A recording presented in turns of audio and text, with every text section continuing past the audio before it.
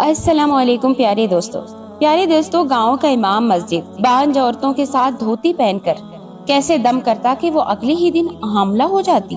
آج کا واقعہ ملتان کا ایک سچا واقعہ ہے، بہت ہی سبق آموز واقعہ ہے۔ ویڈیو کو شروع سے اینڈ تک ضرور دیکھیے گا۔ میرا نام زرینہ ہے، میرا تعلق ملتان کے ایک گاؤں سے ہے۔ 22 سال کی عمر میں میرا چہرہ ایسا لگتا تھا جیسے میں نہ جانے کتنی عمر رسیدہ ہوں۔ میری گوری چٹی رنگت اور صحت سب کچھ ختم ہو کر رہ گیا تھا۔ ڈپریشن اور ٹینشن ایسی چیزیں ہیں جو اچھے خاصے انسان کو بھی کھا جاتی ہیں، اور میں بھی 5 سال سے بہت زیادہ ذہنی دباؤ کا شکار تھی۔ ایک عورت کے لیے اس سے زیادہ بڑا غم اور کیا ہو سکتا ہے کہ وہ اپنے شوہر کو اولاد کی خوشی نہ دے سکے، اور میں بھی اس غم کو کندھوں پر اٹھائے ہوئی تھی۔ 7 سال پہلے میرے ماں باپ کا انتقال ہو گیا تھا اور میں اپنے گھر میں تنہا رہ گئی تھی، لیکن پھر گاؤں کے ایک لڑکے نے مجھ سے شادی کر لی۔ ماں باپ کے انتقال نے جو تنہائی مجھے دی تھی، وہ میرے شوہر نے اپنی محبت سے پوری مٹا دی۔ میری راتیں اس کی محبت سے سرشار ہوئیں تو دن اس کی دی گئی عزت سے۔ شروع میں میری ساس کا رویہ میرے ساتھ بہت اچھا تھا، لیکن جیسے جیسے شادی کو سال گزرنے لگے، انہیں یہ بات ستانے لگی کہ اب تک میں نے ان کے گھر میں کوئی نیا پھول نہیں کھلایا۔ وہ اپنے اکلوتے بیٹے کی اولاد دیکھنا چاہتی تھی، لیکن خدا نے یہ خوشی میرے نصیب میں شاید نہیں لکھی تھی۔ گاؤں میں موجود ڈسپینسری کبھی کبھار ہی کوئی نرس آ جایا کرتی تھی، ڈاکٹر کا تو تصور ہی نہیں تھا۔ ایسے ہی جب ایک نرس ڈسپینسری میں آئی تو اس نے میرا معائنہ کر کے میری ساس سے کہہ دیا کہ آپ کی بہو بانجھ ہے اور آپ اس سے امید ہرگز نہ لگائیں۔ وہ دن میرے لیے قیامت سے کم نہیں تھا۔ میری ساس مجھے کھینچتی ہوئی ڈسپینسری سے گھر لائی اور مجھے بے تحاشا مارا۔ اگر میرا شوہر بیچ میں نہ آتا تو شاید وہ میری جان لے لیتی۔ میری ساس کو یقین تھا کہ میں نے جانتے بوجھتے ان سے یہ بات چھپائی ہے کہ میں ماں نہیں بن سکتی، اور ان کے بیٹی کی زندگی کو تباہ کر دیا ہے۔ ہر گزرتے دن کے ساتھ میری ساس کا رویہ خراب ہوتا چلا گیا۔ اسی طرح سال پر سال گزرتے چلے گئے اور میری شادی کو 5 سال ہو گئے، لیکن میری گود میں اولاد کی خوشی نہ آ سکی۔ آہستہ آہستہ میری ساری امیدیں بھی دم توڑ گئی تھی۔ ایسے ہی ایک دوپہر میں مٹکا اٹھائے بہت ہی سست چال چلتے چلتے کنویں تک پہنچی تھی۔ میرا دل کسی بھی کام میں نہیں لگ رہا تھا، اور لگتا بھی کیسے؟ روز صبح اٹھتے ہی مجھے وہی تانے سننے کو ملتے، میں پچھلے کئی سالوں سے سن رہی تھی، اور رات گئے تک انہی کی گونج مجھے بے چین کیے رکھتی۔ گاؤں کے ہرے بھرے نظارے جو شادی سے پہلے کبھی میرے دل کو لبھایا کرتے تھے، اب مجھے نہ جانے کیوں اداس لگتے تھے۔ میں جان گئی تھی کہ باہر کا موسم بھی جب ہی اچھا لگتا ہے جب دل کا موسم اچھا ہو۔ میری آنکھوں میں آنسو آ رہے تھے۔ کنویں کے پاس موجود گاؤں کی عورتوں کو دیکھ کر میں نے فوراً ہی اپنا چنی سے آنسو پونچھ لیے۔ میں مزید تماشا نہیں بننا چاہتی، مجھ سے ہمدردی تو کسی کو نہ تھی، لیکن سب میرے زخموں پر نمک ضرور ڈالا کر۔ مجھے دیکھتے ہی شمیم آپا کہنے لگی، زرمینہ تو نے سنا کیا؟ گاؤں میں جو نیا امام آیا ہے وہ ایسا دم کرتا ہے کہ بانجھ عورتیں حاملہ ہو جاتی ہیں۔ شمیم آپا کی بات سن کر میں حیرانی سے انہیں دیکھنے لگی۔ میں نے تو ایسا کچھ نہیں سنا تھا۔ شمیم آپا کہنے لگی، سنا ہے وہ دھوتی پہن کر ایسا دم کرتا ہے کہ عورت اگلے ہی دن امید سے ہو جاتی ہے۔ یقیناً کوئی بہت نیک انسان ہوگا، جبھی تو اسے اتنی کرامات حاصل ہوئی ہیں۔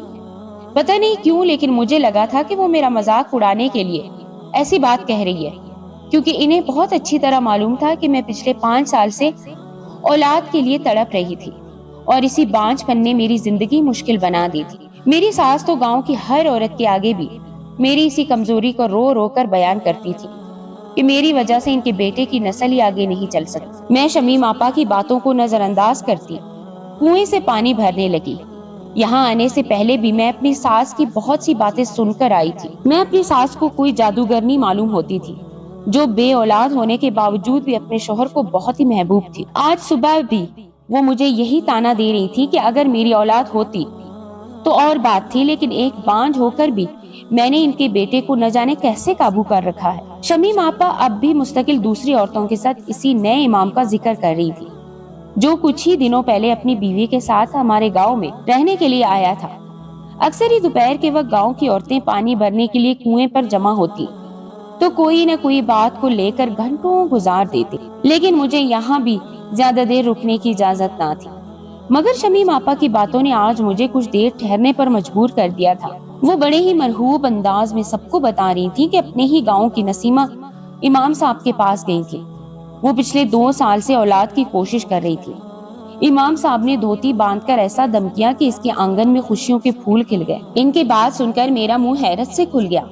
नसीमा को तो मैं भी अच्छी तरह जानती थी, और वो भी मेरी तरह ही औलाद को लेकर परेशान थी। मेरा शौहर तो मुझसे मोहब्बत करता था, लेकिन इसका शौहर तो औलाद ना होने पर इसे मुस्तकिल दूसरी शादी की धमकियां दे रहा था। कुछ देर के लिए मैं ख्यालों में गुम हो गई थी। क्या ये सच था कि नसीमा उम्मीद से हो गई है और इसका बांझपन खत्म हो गया है? मगर कैसे? वो भी मेरी तरह काफी अरसे से गांव के वाहिद हकीम से इलाज करवा रही थी, तो फिर एक ही दम में वो हामला कैसे हो गई? नए इमाम साहब ने धोती बांधकर ऐसा भी कौन सा दम कर दिया?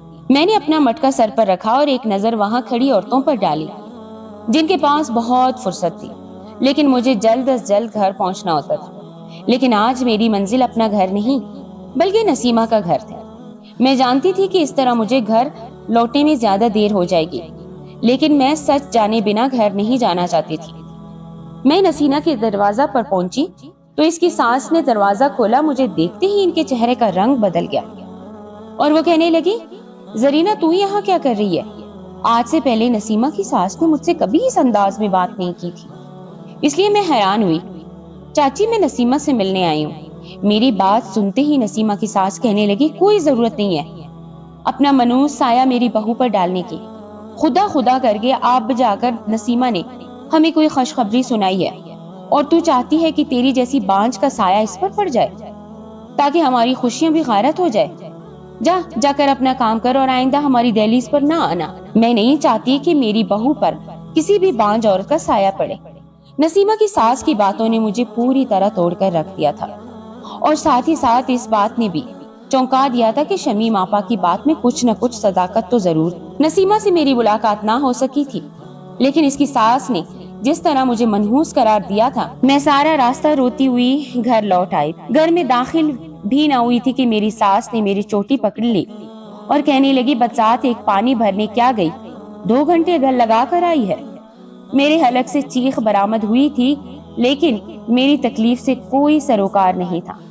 मेरी चीख की आवाज सुनकर कमरे में मौजूद मेरा शौहर निकल कर बाहर आया था। इसने अपनी माँ के हाथों से मेरा बाल छुड़ा लिए और अपनी माँ को बातें सुनाने लगा। हमेशा की तरह इन दोनों के दरमियान झगड़ा शुरू हो गया था और इस झगड़े का इख्तिताम भी हमेशा की तरह मेरी सास की इस बात पर ही हुआ था कि मैंने इनके बेटे को कोई तावीज पिला दिया है, जब वो मेरी मोहब्बत में पूरी तरह अंधा हो गया है। मेरा शौहर सर पकड़कर वापस कमरे में चले गए थे और मैं अपनी किस्मत पर आंसू बहाती बावर्ची खाने का काम कर रही थी। न जाने मेरे नसीब में क्या लिखा था कि मैं पिछले 5 साल से ये सब झेल रही थी। अगर नसीमा से मेरी मुलाकात हो जाती तो मैं उससे इमाम साहब के बारे में जरूर पूछती। रात गए मैं कमरे में आई तो मेरे शौहर मेरे इंतजार में जाग रहे थे। मुझे देखते ही इन्होंने मोहब्बत से अपने पास बिठाया और मेरे माथे पर अपने लब रख दिए। फिर मेरी पलकों से 2 मोती टूट कर बह गए। वो कहने लगे, अम्मा की बातों को दिल पर ना लिया करो, मैं इनका अकलौता बेटा हूँ ना, इसलिए वो मेरा वारिस न होने पर बहुत दुखी है। मैंने अपने शौहर को शमीम आपा वाली बात कह सुनाई कि नए इमाम साहब धोती बांध कर ऐसा दम करते हैं कि बांझ औरतें हामला हो जाती और नसीबा भी शायद इसी अमल की वजह से हामला हुई है। मेरी बात सुनकर मेरे शौहर कहने लगे, ये बात तो इन्होंने भी आज शाम ही मर्दों की बैठक में सुनी है, लेकिन इन्हें इस बात पर यकीन नहीं आया। इमाम साहब यकीनन एक नेक इंसान है और वो सारे ही गांव को दीन की बहुत अच्छी बातें सिखाते हैं, मगर ये कैसे मुमकिन है कि एक ही दम में औरत अगले ही दिन हामला हो जाए? मेरे शौहर के लहजे में बेचैनी बेयकीनी थी। मैंने अपने शौहर से कहा कि हो सकता है कि इन्हें खुदा ने किसी करामात से नवाजा हो। नेक बंदों के पास ऐसी करामात होना कोई बड़ी बात नहीं। क्या मैं भी नए इमाम साहब से दम न करवा लूं? अचानक ही मैंने अपने शौहर से पूछ लिया था। वो गौर से मेरा चेहरा देखते हुए कहने लगे, नहीं जरमीना, फिलहाल इसकी जरूरत नहीं। मुझे अल्लाह से अच्छे की उम्मीद है। नए इमाम साहब को अभी कोई भी अच्छी तरह नहीं जानता, ऐसे में बंद कमरे में इनसे दम करवाना मेरी समझ से बाहर है। अपने शौहर की बात सुनकर मुझे बहुत ही अजीब लगा। इसमें अनोखी बात क्या थी? हो सकता है वो कमरा बंद करके सुकून से पढ़ाई करते हों। मेरे शौहर कहने लगे, सुना है वो धोती बांध कर दम करते हैं, जबकि मैंने इन्हें हमेशा कमीज सलवार में ही देखा है, तो फिर दम करते हुए इन्हें धोती की जरूरत क्यों पेश आती? मैं अपने शौहर की बात सुनकर खामोश हो गई। وہ گاؤں کے واحد لڑکے تھے جنہوں نے شہر سے 12ویں جماعت کا امتحان پاس کر رکھا تھا، اور اسی لیے انہیں ہر بات میں بہت زیادہ سوال کرنے کی عادت ہو گئی تھی۔ گاؤں کی بہت ساری باتیں اور رسمیں تو انہیں پسند ہی نہیں تھی، اسی لیے ان سے بحث کرنے کا کوئی فائدہ نہیں تھا۔ میرے شوہر نے محبت سے مجھے اپنے بازو پر لٹایا اور کہنے لگے، تم اولاد کو لے کر اتنا مت سوچا کرو، جب نصیب میں ہوگی مل جائے گی، یہ سب تو خدا کی دین ہے۔ اب میں ان سے کیا کہتی کہ ان کی ماں کے تانے اور گاؤں والوں کی چپتی ہوئی نظریں مجھے جینے نہیں دیتی ہیں۔ ان کے بازو پر سر رکھ کر مجھے سکون کی نیند آ گئی تھی۔ اگلی صبح وہ کام پر چلے گئے اور میں گھر کے آنگن میں جھاڑو لگا رہی تھی کہ جب ہی شمیم آپا ہمارے گھر چلی آئیں، اور انہیں دیکھ کر میں حیران رہ گئی۔ آج سے پہلے تو وہ کبھی بھی ہمارے دروازے پر نہیں آئی تھی۔ میں نے جلدی سے آنگن میں چارپائی ڈالی اور اپنی ساس کو آواز دی، جو اپنے کمرے میں موجود تھی۔ میری ساس شمیم آپا کے ساتھ باتیں کرنے لگی اور مجھے ستو بنا کر لانے کا حکم دے دیا۔ آنگن میں ہی ایک کچا سا باورچی خانہ تھا، میں وہیں بیٹھ کر ستو بنانے لگی اور ساتھ ہی ساتھ ان دونوں کی باتیں بھی سن رہی تھی۔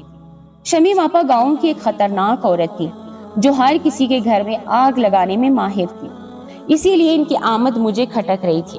شمیم آپا میری ساس سے کہنے لگی، جس طرح نسیمہ نئے امام صاحب سے دم کروا کر عاملہ ہو گئی ہیں، تو کیوں اپنی بہو کو دم نہیں کرا لیتی؟ کب تک اس بانجھ کو بٹھا کر رکھے گی؟ شمیم آپا کی بات پر میرا دل کٹ کر رہ گیا تھا۔ میری ساس حیرت سے کہنے لگی، ارے شمیم، کون سے نئے امام کی بات کر رہی ہے؟ مجھے تو کسی نے نئے امام کے بارے میں نہیں بتایا، مجھے کچھ علم نہیں۔ میری ساس کی بات سن کر شمیم آپا نے سر پکڑ لیا اور کہنے لگی، ارے خالہ، تو گھر سے باہر نکلے تو تجھے کچھ پتا چلے نا، تیری اس نگوڑی ماری بہو نے تجھے کچھ نہیں بتایا؟ گاؤں میں نیا امام آیا ہے جو دھوتی باندھ کر بانجھ عورتوں کو دم کرتا ہے اور اگلے ہی دن انہیں حمل ٹھہر جاتا ہے۔ کل دوپہر میں نے اسے کنویں کے پاس بتایا تو تھا۔ شمیم آپا کی بات نے تو میری ساس کو آگ لگا دی۔ وہ غصے میں مجھے کہنے لگی، ارے بدذات، کوئی تو کام کی بات آ کر مجھے بتا دیا کر، میں اب گھٹنوں کی تکلیف کی وجہ سے گھر سے باہر نہیں نکلتی، مجھے کیا خبر کہ گاؤں میں کیا ہو رہا ہے۔ شمیم آپا کہنے لگی، نیا امام اور اس کی بیوی کچھ عرصہ کے لیے ہی ہمارے گاؤں میں آئے ہیں، کیونکہ ان کے گاؤں میں سیلاب آ گیا تھا اور اب دوبارہ سے سب کچھ تعمیر ہو رہا ہے۔ جیسے ہی ان کا گاؤں ٹھیک ہو جائے گا وہ واپس لوٹ جائیں گے۔ امام صاحب بہت ہی اچھے اور دیندار انسان ہیں، ان کے دم میں اتنا اثر ہے کہ آج دم کراؤ تو اگلے ہی دن خوشخبری مل جاتی ہے۔ اس سے پہلے کہ وہ واپس اپنے گاؤں لوٹ جائے تو اس زرمینہ کو بھی دم کروا لے، ورنہ ساری زندگی پوتے پوتیوں کی آس میں ہی گزار دے گی۔ شمیم آپا کی بات نے میری ساس کو امید کی ایک نئی دور میں تھما دی اور مجھے غصے میں کہنے لگی، اگر تجھے یہ بات معلوم تھی تو نے مجھے کیوں نہ بتایا اور کل ہی دم کروانے کیوں نہ چلی گئی؟ میں نے ڈرتے ڈرتے اپنی ساس کو بتایا کہ آپ کے بیٹے نے صاف لفظوں میں منع کر دیا ہے کہ دم کرانے کی کوئی ضرورت نہیں ہے، جب اولاد ہونی ہوگی ہو جائے گی۔ میری ساس نے تیز نگاہوں سے مجھے دیکھا اور کہنے لگی، یہ میرے بیٹے کے لفظ ہیں یا پھر تیرے؟ وہ تو تیری ہی زبان بولتا ہے، یقیناً تجھے ہی کوئی اعتراض ہوگا جب ہی تو نے اسے یہ پٹی پڑھا دی ہے۔ اپنی ساس کی اس بات پر میں تل ملا کر رہ گئی، لیکن کچھ کہہ نہ سکی۔ شمیم آپا سامنے ہی بیٹھی دھیمے دھیمے ہنسی ہنس رہی تھی، یقیناً انہیں اس بات پر بہت ہی مزہ آیا تھا۔ میری ساس کہنے لگی، آنے دے اس کو، میں خود ہی بات کرتی ہوں، اسے اولاد نہیں چاہیے لیکن مجھے تو اس کی اولاد دیکھنی ہے نا، مجھے بھلا کیا اعتراض ہو سکتا ہے۔ میں نے کہا، ٹھیک ہے، وہ آئیں تو آپ خود ہی بات کر لیجئے گا۔ میں بھی چاہتی تھی کہ میری بھی اولاد ہو جائے اور میری زندگی بھی آسان ہو جائے۔ شمیم آپا اپنا کام کر کے جا چکی تھی۔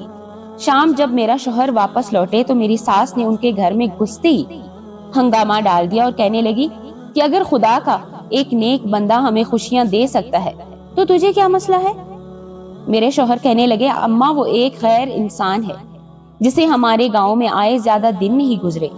مجھے اللہ کی ذات پر بھروسہ ہے اور جب ہمارے نصیب میں اولاد ہوگی تو ہو جائے گی، لیکن میں ان چیزوں پر بھروسہ نہیں کر سکتا، بھلا ایک دم میں ہی کیسے عورت حاملہ ہو سکتی؟ میرے شوہر کی بات پر اماں بہت زیادہ غصے میں آ گئی۔ اللہ کے نیک بندوں پر شک کرے گا تو؟ تیرے گھر خوشیاں کیسے آئیں گی؟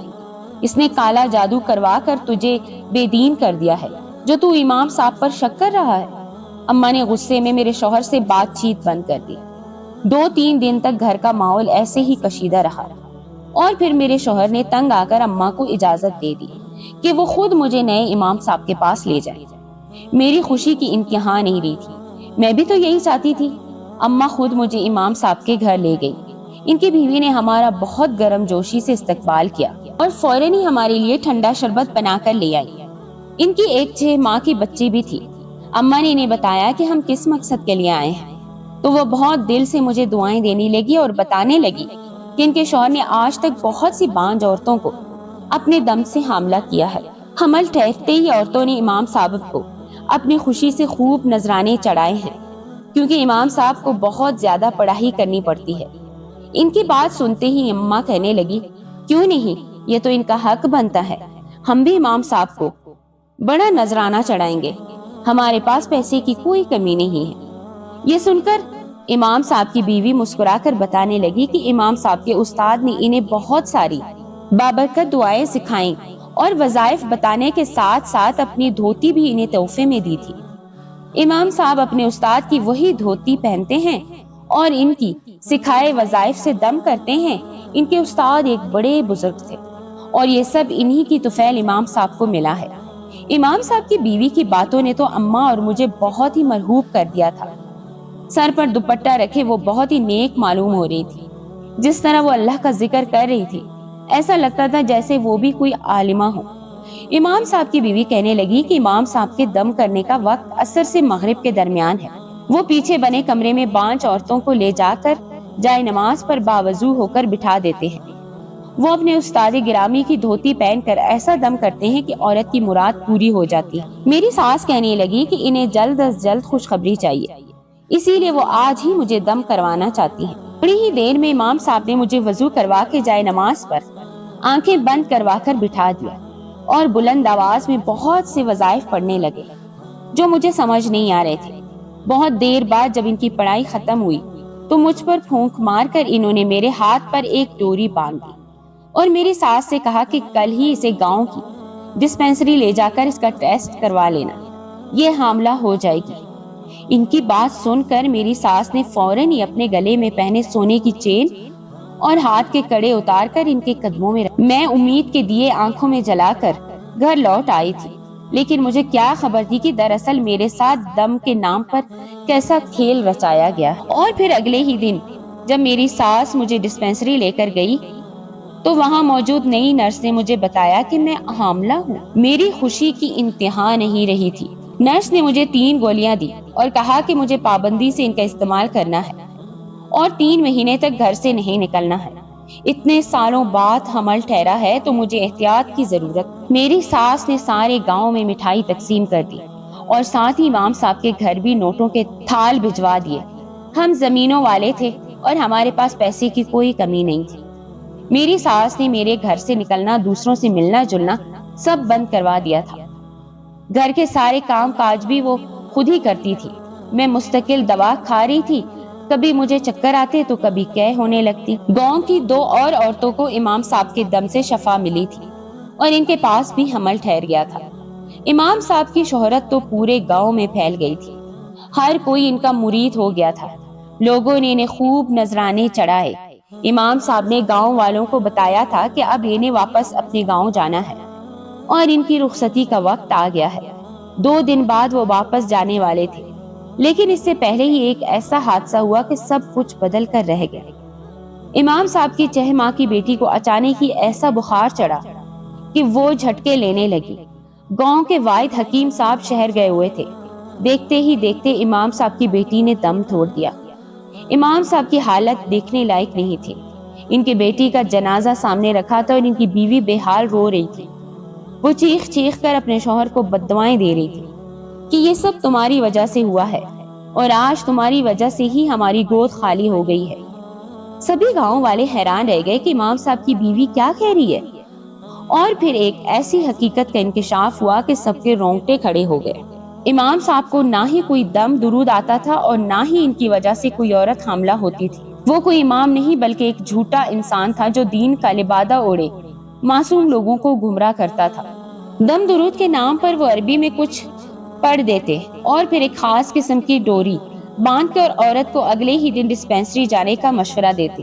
وہ نرس کوئی اور نہیں بلکہ اس کی جعلی امام کی بہن تھی، جو اس ڈوری کا مطلب بخوبی جانتی تھی۔ وہ بانجھ عورت کو ایسی دوا دیتے جس سے عورت کی حالت ایسی ہو جاتی کہ لوگوں کو لگتا کہ وہ حاملہ ہے۔ امام صاحب ان کی بیوی اور بہن کو گاؤں بدل بدل کر اپنا کام کرتے اور نذرانہ سمیٹنے کے بعد 3 مہینے میں ہی گاؤں چھوڑ دیتے۔ جب 3 مہینے بعد عورتوں کی دوا ختم ہوتی تو انہیں پتہ چل جاتا کہ وہ حاملہ نہیں ہے بلکہ ان کے ساتھ دھوکا ہوا ہے۔ لیکن جب سے امام صاحب کی بیٹی ہوئی تھی، ان کی بیوی کو احساس ہو گیا تھا کہ وہ لوگ غلط کام کر رہے ہیں۔ انہوں نے کئی دفعہ امام صاحب کو روکنے کی کوشش کی، لیکن وہ نہ مانے اور اپنا یہ گندا کام جاری رکھا۔ قدرت نے انہیں ایسی سزا دی کہ ان کی جان سے پیاری بیٹی اپنی جان سے چلی گئی تھی۔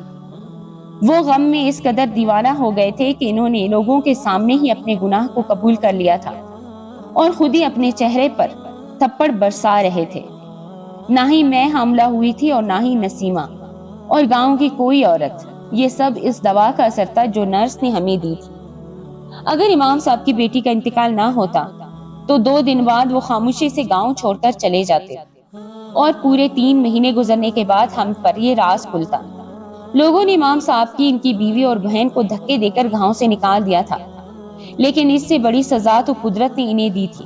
جاتے جاتے امام صاحب نے ہاتھ جوڑ کر سب گاؤں والوں سے معافی مانگ لی۔ پورے 1 سال بعد خدا نے خود ہی میری جھولی میں اولاد کی نعمت ڈال دی تھی اور میری ساس کی خواہش پوری ہو گئی تھی۔ میں بس سب لوگوں سے یہی کہنا چاہتی ہوں کہ ایسے جھوٹے لوگوں سے بچ کر رہیں جو نیکی کا لبادہ اوڑھ کر ہمیں پوری طرح برباد کر دیتے ہیں۔ ہر وہ شخص جو نیک نظر آتا ہے، اس کا باطن بھی پاک ہو یہ ضروری نہیں۔